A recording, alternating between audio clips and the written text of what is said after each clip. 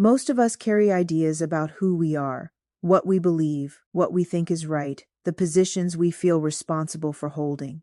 And once we adopt those positions, something subtle begins to happen.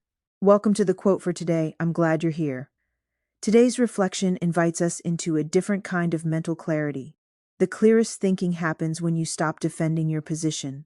The mind naturally builds arguments. It collects evidence that supports what we already believe. It organizes experiences into patterns that reinforce our existing views. This process happens quickly and often without conscious awareness. Soon, a position becomes part of identity.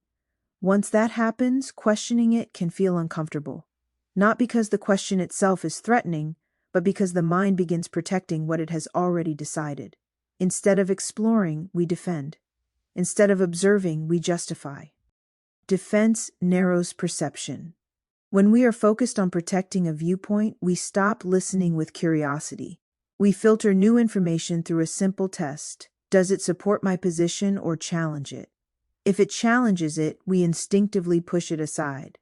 But clarity requires openness. When you loosen the need to defend a belief, something shifts internally. The mind becomes less rigid. You begin to notice details you previously ignored. Conversations feel less like contests and more like opportunities to understand. This does not mean abandoning your values. It means allowing your understanding to evolve without feeling threatened by new insight. Strong thinking does not come from rigid certainty. It comes from the willingness to examine what is true, even if it reshapes what you previously believed. The moment defense relaxes, curiosity returns. Curiosity creates space. Space invites perspective, and perspective often reveals solutions or understandings that were hidden behind the need to be correct. Here's one gentle way to work with this today. In your next conversation or internal debate, notice when the instinct to defend your viewpoint appears. Instead of reinforcing the argument, pause and ask yourself a simple question: what might I be missing here? Allow that question to open the discussion rather than close it.